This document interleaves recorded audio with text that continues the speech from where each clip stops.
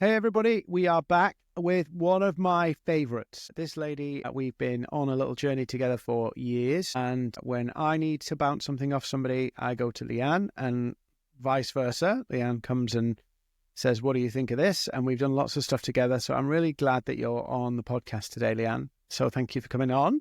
Thank you so much for having me on, Dean. And that's very, very kind of you to say, because I think of you more as a mentor to me than the other way around. So I've never really heard you say that. I'll pay you for that later.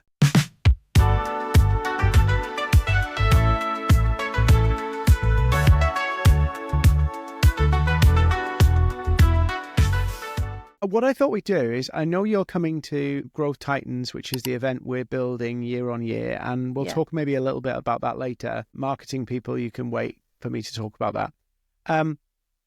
What I thought, and this is totally unscripted, is you've obviously had to build your business up from zero, and you've done it yourself.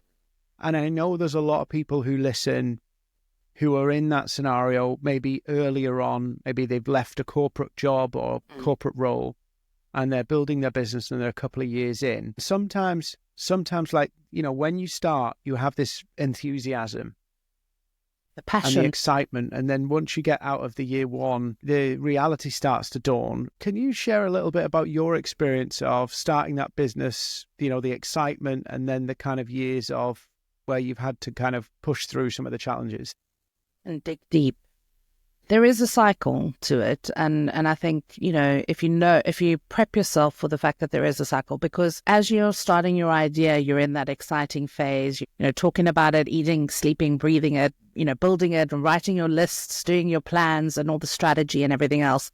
And that's what I call like the pie in the sky phase, because it looks great on paper. The reality is that when you start to build it, it never quite works out the way that you've planned it on the page. So I think if you start a business and you know that there is going to be iterations of whatever you want to be building, that's a good place to start. I think putting a really good team of people, and mentoring being one of them, like a really good team of people that trust, have done it before you, can kind of, walk you through the like tricky phases of starting a business, then I think you're already off to a good start. And I think they say like 90% of businesses that start don't make it after, in the first 5 years. Like 90% of businesses that start fail. So the more you can do up front to actually protect yourself, to build that plan, to have people in place that can help you, the more successful you will be. And believe me, it is a journey. It's starting out with excitement, with passion, with energy, but very quickly it can become painful, stressful,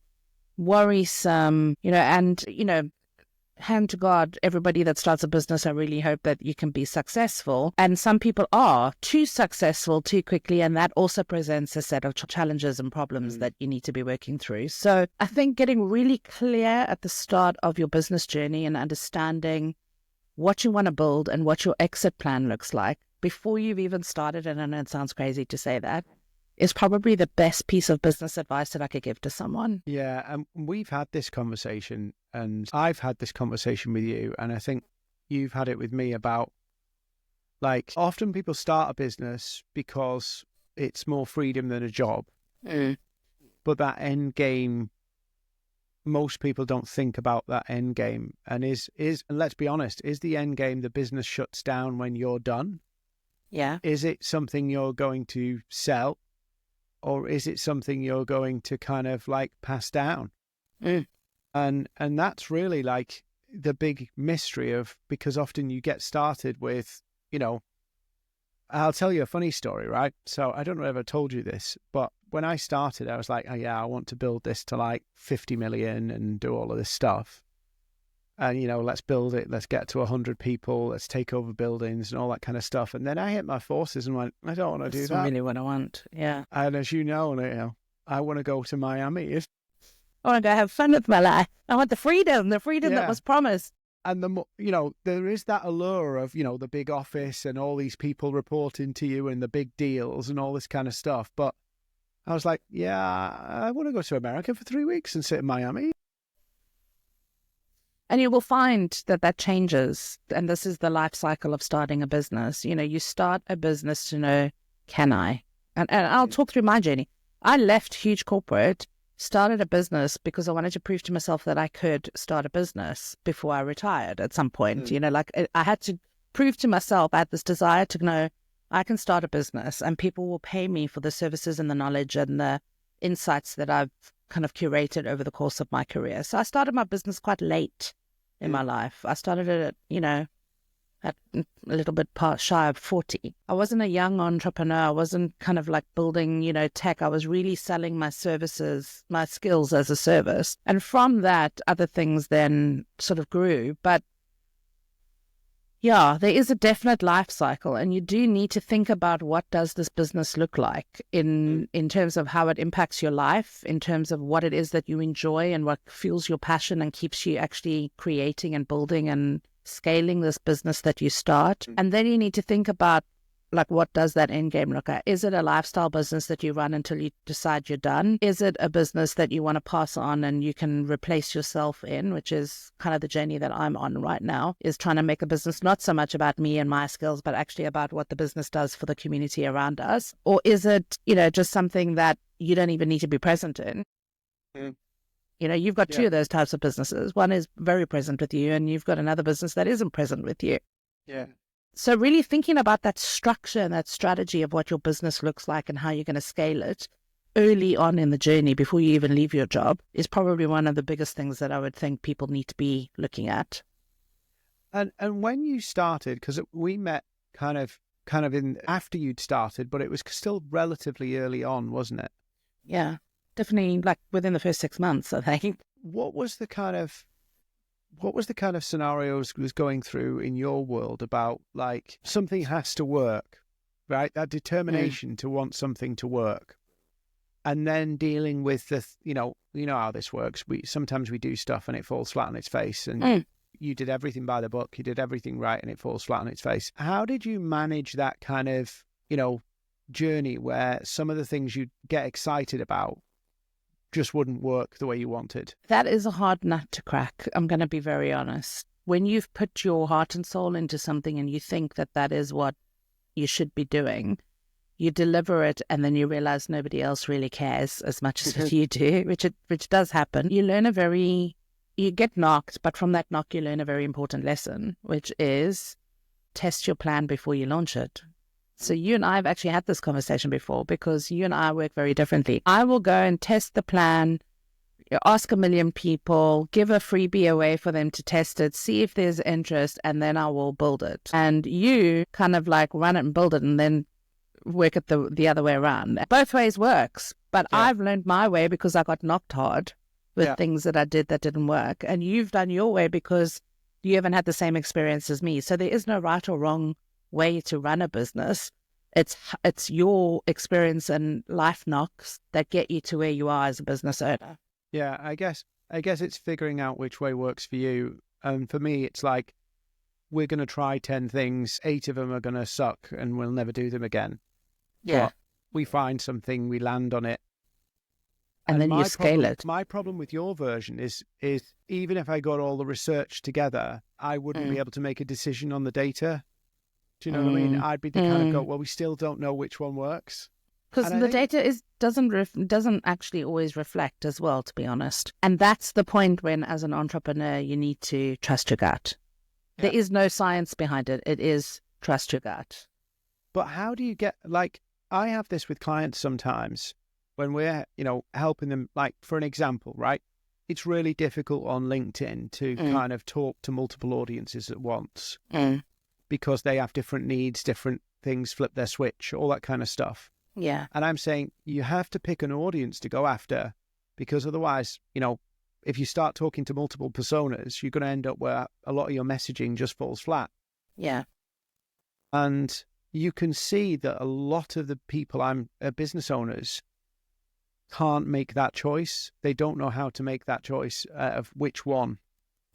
And there is a lot of decisions where you kind of have to make choices without any data. And I know that doesn't sound very smart, but you do, don't you? You need to make the choices that fit right with you, because all of these lessons that we're talking about now, the life's hard knocks, the picking one audience, the planning, the putting the people and the support structure in place, Those are only things that we learned because we went through hard times in order to make them happen. So with all the best intentions in the world, even if we had to get up at Growth Titans and actually tell everybody in the room, this is how we built our businesses, they have to go through that journey themselves in order to learn the steps to follow and to learn from those steps. And their business is more like a windy road rather than a straight arrow to the top. And you might have to change because market forces. I mean, that's what happened with my business. I started out as an agency. I'm now a media, company. Yeah. I never started out thinking I was going to be a media company, but that is what I do. I run media and events. So, but for the industry that I'm actually specialized in. So that's why the planning is important, because you need to have a very clear goal of what 5 years from now looks like, not what does the next 6 months look like.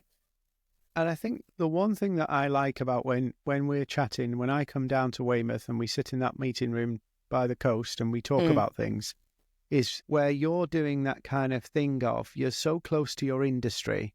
Yeah. That can be a curse and a blessing, but you're close to your industry and you're going, this is where the industry's going, and thinking about how do you adapt to where the industry's going. And I think that's another frustration a lot of the time, is that the world is moving all the time, and if you're not connected to your customer base, the industry you're serving, it can quickly slip away from you, and you go, why do the things that I was doing no longer hit? And that's because everything is changing around us all the time. So when you're running a business, you're actually, you are not stationary, even though you think you are, because you're following step 1, step 2, step 3 to get to your end goal, which every business owner has to plan in advance. You are also doing that as the other planets around you are circling. So, TikTok makes a change. Google does an algorithm update. Email marketing now has GDPR in the US. Everything is changing all the time. So I think the other thing that you need as an entrepreneur is stamina and grit, sheer grit, because bet your bottom dollar with all the best laid plans on a piece of paper, it is never going to turn out the way that you want it to. So you need to be able to react to market forces and competition, because as fast as you are building something, somebody else can come in and build it just as fast, especially now with AI. So unless you are being 100% authentic and you are selling something that only you can sell or make or do in a way that only you can do it, and be authentic about that, because you and I talk about authenticity a lot. We're really passionate about that. You need to make sure that those things are in place in your business and that you're comfortable with change.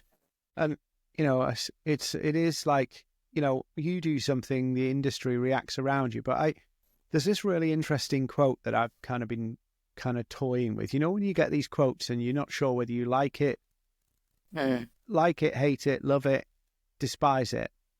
And it's from Sam Altman. And he says, my paraphrase of it here, but he says, a surprising amount of the time, you can bend the world to your will. And I was like, oh, yeah, he would say that. He's from a rich family, and, he's been involved. He was in Reddit. He's in all of these kind of things. So it's like rich people giving ordinary people a life advice, which really grits me. But then I look through some of my experiences of business, where I've literally gone, no, we're going to make, force, I'm so locked in on something, I can force things to come about. And it doesn't happen every time, but it's surprising how many times that kind of grit, as you call it, or determination can kind of push through what seems to be something that cannot be pushed through. You got any experience of that? I do. I launched a magazine in a digital age, and everybody looks at me as if I was stupid. But the magazine is actually, I did, very quickly. And it's because I know. This is the difference between me and Leanne, by the way, because I launched a magazine and just went, let's do it and get it out there. Leanne launched it, makes money off it.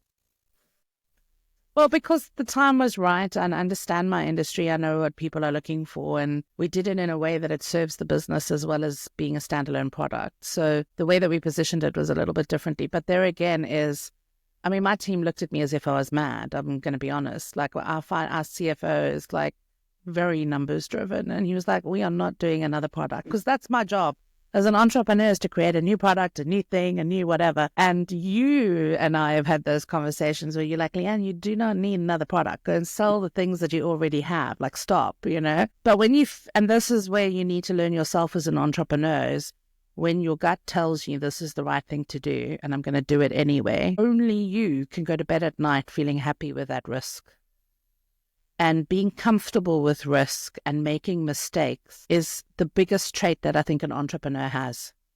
And also knowing when to walk away, when enough is enough and when it's done, or when you can't make something work, because most entrepreneurs fail once, twice, 5 times. I mean, all the big entrepreneurs in the world have done something that hasn't worked. They learned from that. They were comfortable with the fact that they failed and they learned. If you're not comfortable with failing and learning, don't start a business. Rather stay in your job, because you've got a structure that you're working around. There's goals that are set for you. You know with clarity what you have to do, and you don't have the stress of doing everything else that comes along with running a business too. But if you're really passionate and you really want to grow your business, surround yourself with people that are willing to share their knowledge. So get into a community that can support you. And I do feel like that's what you're doing with Growth Titans. Like, when I've been to those events, because this is going to be the 3rd time that I'm going to speak at Growth Titans this year. Biggest one as well. Biggest one this time. The best thing about Growth Titans, and I'm not doing this because I get paid to do this, is the fact that in the room on the day, and the reason why I come back every year is because I love interacting with people and I love solving problems. That's what I do in my business. That's part of what we do. We offer a service that solves problems. And I love the interaction that I get from small business owners, helping them to understand how they can leverage digital marketing to grow and scale their businesses. And it's not what I present that I actually enjoy doing at Growth Titans. It's the Q&A after that ends up being even more valuable than what I present. And when you go to events, you sometimes are prescriptive about what you can and can't say. And that doesn't happen at this event, and that's why I love being there. Cool. Pay you later. Thank you. So let's just talk about marketing for a minute, right? Yeah. Because for a lot of businesses, this whole sales and marketing thing is kind of bluntly a pain in the ass. Yeah, because there is a million different opinions about what's dead, what's working, what's going up, what's, all this stuff is constantly, you scroll social media and somebody's got a new secret. There's a new tool, there's a new this. You've been, to various different elements of the marketing industry for a long time. How do you manage that whole kind of hype machine and not getting sucked into the next big thing? How do you manage that yourself, and how have you seen that? Do you see that even? I do. So there's a lot of misinformation about digital marketing because, rightly or wrongly, social media connects us to people that can amplify their own voice very easily. Okay. Well, not very easily, because it does take skill. And the trick is to read through the bullshit.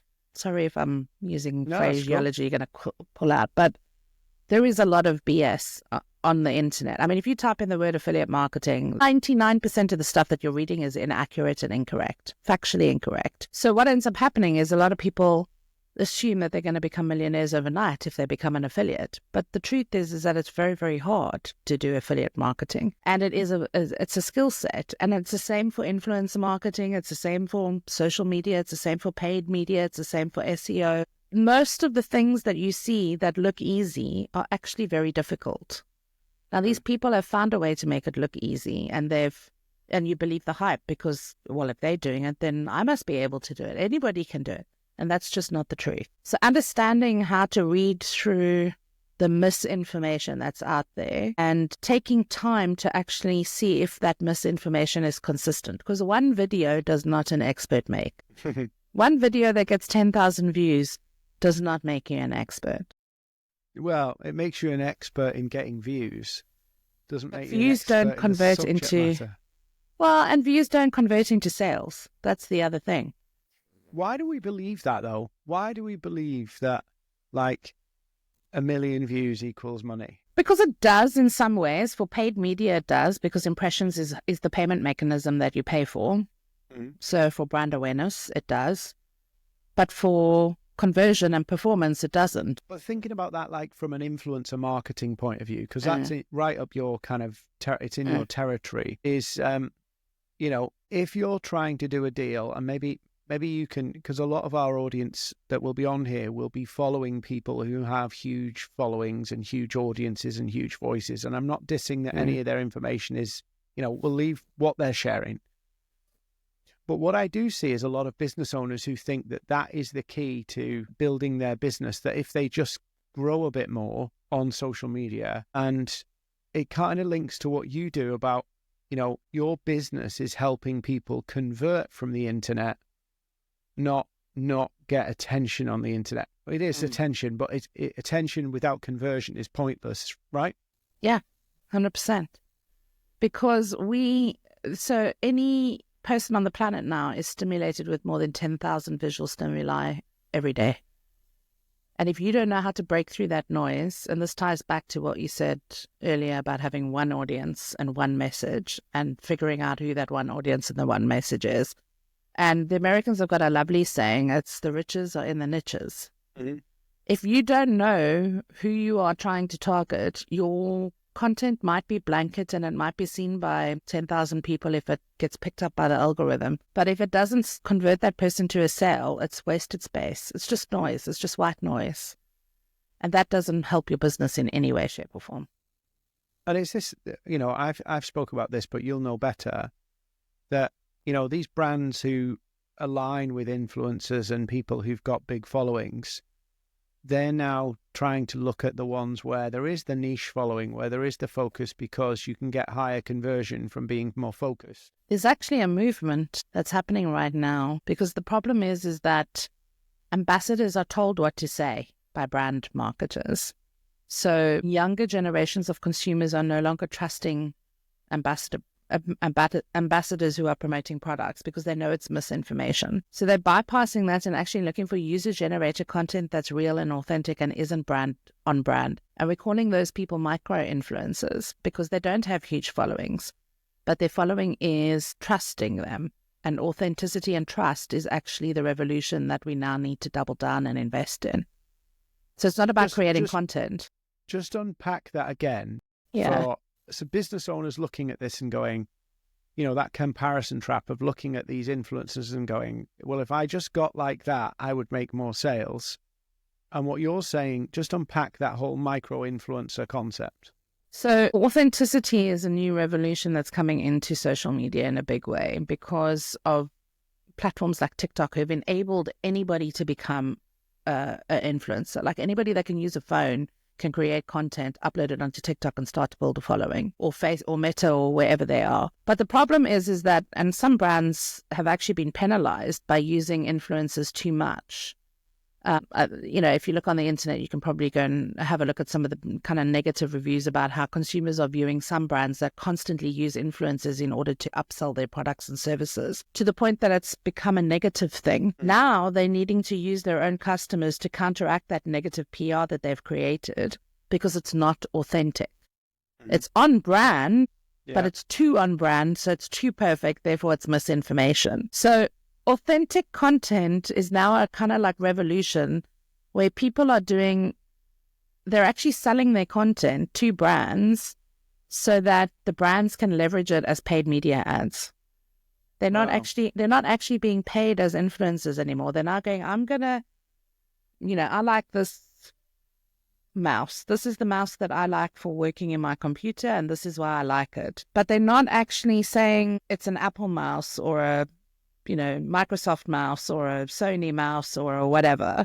And so what they're doing is they're creating content about why they like this product, and they're not being told by the brand marketer what to say about the product. They're doing it themselves. So it's authentic content. And then what they're doing is, instead of posting that onto their own TikTok channel, they're actually selling the content to the brand and saying to the brand, now you can put this anywhere, like Shutterstock, but for video. And what we're seeing is that this flood of authentic content is coming into the marketplace and consumers are engaging with it. So it's almost like influencer 2.0 or influencer 3.0. If you want to think ambassadors were first, influencers were second, which were just normal people, not supermodels. And this is like the third revolution of content that's coming out in terms of user-generated content. So authenticity kills brand awareness, like hands down every time. Authentic content is going to get you more sales when hyper-focused and niched down than brand awareness marketing will. So if somebody's listening to this and maybe they have been straying off topic or they've been struggling to do it, just give them kind of they're not an influencer in that sense, or just give them some kind of things that they should be kind of writing down in kind of cast iron that they're not going to do or they are going to do. What would be when they see these posts blowing up and theirs are not blowing up, what would you say is their advice to them? Maintain the course. If your content is hitting the customer that you want to speak to and sell to and serve, forget about what everybody else is doing. My own journey has had that experience. Like, I was talking about affiliate marketing on LinkedIn way before anybody else was. And now LinkedIn is flooded with people talking about affiliate marketing. It was a subject that wasn't even on LinkedIn when I started posting on LinkedIn. And yes, new content is exciting and it's interesting, and there's people with different angles and lots of different viewpoints on how affiliate marketing should be working. But people still gravitate towards me because of who I am. People buy people. My content is consistent. It is the same. It is useful, insightful, valuable, and it's free. And that has always been my mission, is to help the world do affiliate marketing better. And so we do that in different increments, in different stages and at different levels, depending on where you are in your business journey and how much or how little information you need. But our content has always remained the same. And so it becomes trusted. And through that, and it hasn't been a quick process, it's been 5 years since I started this business, but consistently for 5 years, on the same days I post, on the same days I email, on the same days I, kind of leverage my content and share it. And that has successfully grown my business. So who cares what anybody else is doing? Yeah. Forget about what everybody else is doing. Focus on what you do best. And nail down that niche, because those niches are the bits that are keeping your business propelling forward. And people will gravitate towards you based on what you share. So now for the marketing bit, you're coming to Growth Titans. I am. What are you going to be talking about in May? So there's a big movement for businesses to think about partnerships. The partnership economy is expanding. There's incrementally covering everything from paid media to influencer marketing to affiliate marketing to partnerships to B2B partnerships, even businesses leveraging each other's first-party data and doing collaborative things. And what I want small business owners to understand is that this is also a channel that's open to them. The way that they leverage the channel and when in their business life cycle they leverage that channel is something that I'm going to be talking about and teaching and helping them to understand how to create a simple blueprint that will actually work for their business, no matter what industry they're in. So it's really kind of high touch, getting to the nuts and bolts of, is this a way that I can expand my business and how do I do that? Here's the roadmap. This is the simple steps to follow. It's very practical and very tactical. And just flesh out, just in case, that kind of partnership term, because it can be bandied around to mean lots of different things. Yeah. What do you mean by this kind of partnerships? To me, a partnership is something that works for both parties. So understanding what that middle ground is with whomever you are working with and making sure that the partnership is set up for success, because there are mechanics that need to happen. Like any business contract, any agreement that you get into, any consideration for working with other people, all of these things need to be kind of structured. Otherwise, they're just doomed to fail. Yeah, it's a bit like a lot of people in like financial services, like financial advisors and stuff like that, they'll have deals with, accountants and lawyers to do kind of referrals. I know that's a kind of more conventional way. And when they say, oh, I get a lot of them, but when I get a new referral partner, it takes me ages to get them to activate and actually start to refer. And you can kind of set these stuff up. And then if you don't have the tools to actually get them to refer you, you may as well have not bothered. Yeah, so we're going to talk about all of that. We're going to talk about tools that you can use to actually track all of this, to make it easy for your partner to actually work with you. We're going to talk about strategies for onboarding to actually make the partnership successful. We're going to talk about commercials, like how to make the partnership successful from a commercial perspective and what kinds of commercial deals you can do with different types of partners. We're going to talk about the kind of legal ramifications of getting into a partnership agreement and how that impacts your business and how it impacts your brand, and setting up some rules for that so that you don't fail before you succeed, and really just helping people to understand what the partnership process is and how to make that work for their business, whether it's in a big way or a small way. It doesn't have to be taking over all of your other marketing activity, but it is something that you should be thinking about. And if you're not, you're already behind the curve. So coming to Growth Titan is going to help you catch up if you haven't thought about partnerships and affiliate marketing. And it's also going to give you the insights that you need to go and explore it a little bit more if you do feel like it's the right fit for your business.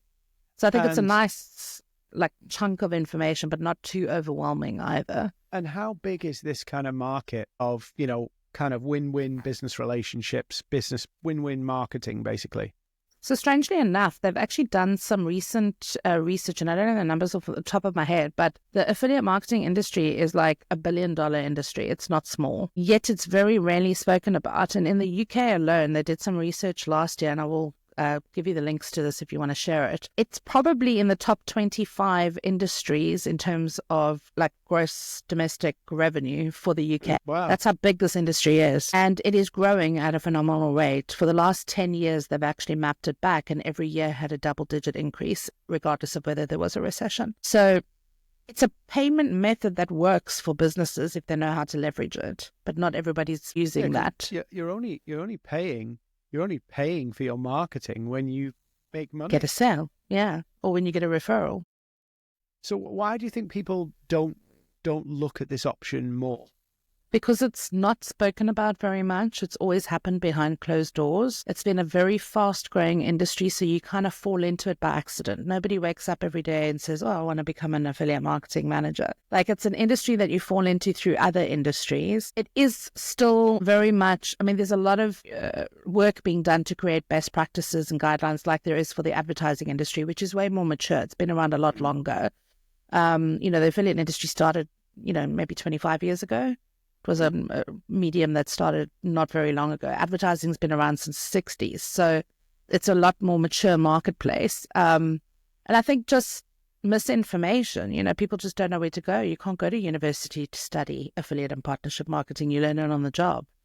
Do you think a lot of people in the conventional world, if they're not in the kind of marketing industries, do you think a lot of people think that this kind of, whether they call it referrals or partnership marketing or affiliate marketing, do you think a lot of these people think about it that they have to have known the person for a long period of time to get that relationship? Yeah, but actually they don't, because everything's tracked online and it's all recorded and documented with the tools that we have available. I've run programs where I've never met the affiliates before, but every month they get paid their commission, and, you hop on a call or you drop an email or whatever the case may be. So this industry still is quite high touch, high relationship led, but it's also very, very scalable compared to other media channels that require a lot of resource and money up front. So affiliate can actually start with a very low cost base and exponentially increase quite quickly because of the value of the partnership and the way that commission is paid after the sale. So in some industries, you don't have 30 days and, you can get paid immediately as soon as the sale happens. So the money flow works a lot faster too in some industries, which makes it more viable than other,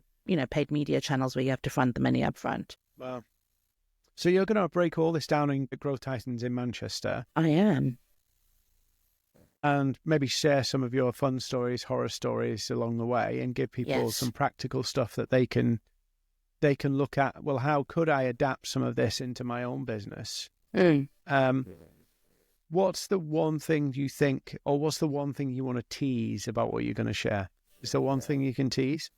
I think the one thing that I want to tease is the fact that it's not complex and it's not difficult. So if you've been a little bit overwhelmed by what you've read and seen through all of the misinformation that you generally find when you type in the word affiliate marketing anywhere, whether it's in Google, YouTube, or wherever, I think the other thing is to keep an open mind and think about how you can leverage how this channel works and performs to make it fit your business. And if you're not sure how that is, ask the questions, because I can do that in the live session. I can help you to understand where and how to leverage partnerships and make sure that it is, viable for your business before you spend a lot of money trying it and failing, or investing a lot of money and maybe not being at the right life cycle stage in your business yet to get partnerships to work for you. Because that's two of the most common things, the failures, is you either started too soon and you're not quite ready to actually support it and then it fails, or you invest a lot of money and you haven't got a clear blueprint and plan of why you should be doing it, and then it fails. So we're going to try and kind of address those two failure points to make sure that you can avoid that.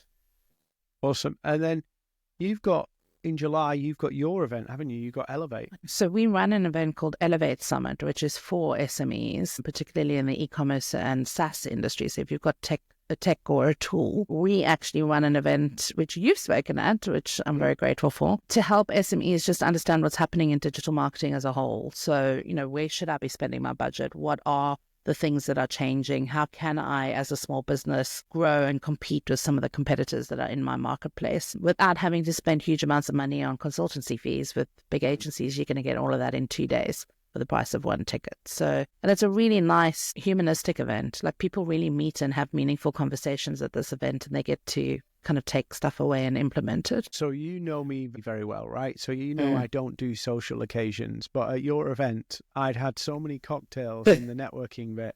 I was talking to absolutely everybody. Yeah. And then ended up on the TikTok thing. Yeah. Spinning round doing TikToks, we're holding cocktails.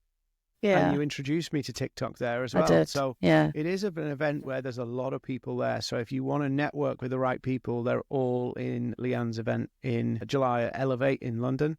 So go and Google that and check that out as well. Leanne, it's always a pleasure. Thank you. It's been an absolute pleasure to be here. I think the next time I'll see you, it'll be in Miami. It will. And I cannot wait. So, yeah, we'll have some downtime and that'll be fun. Although we got 2 events whilst we're there. No rest for the wicked. I mean, if you're an entrepreneur, you are constantly working it. Just think, I could have been sat right now in my huge office with a marble desk and 100 staff doing 50 million, or I could be sat recording a podcast in my little office, counting down the days till I get back to Miami Beach. Exactly. Which would you prefer? For me, it's the latter. Miami Beach. Exactly. Awesome. Leanne, I'll see you all soon, and I'll see you soon. And thank you, everybody, for watching. I'll put Leanne's socials on here, so go find her. And it'd be great to see you at Growth Titans in May in Manchester. And you're awesome, Leanne. Thank you.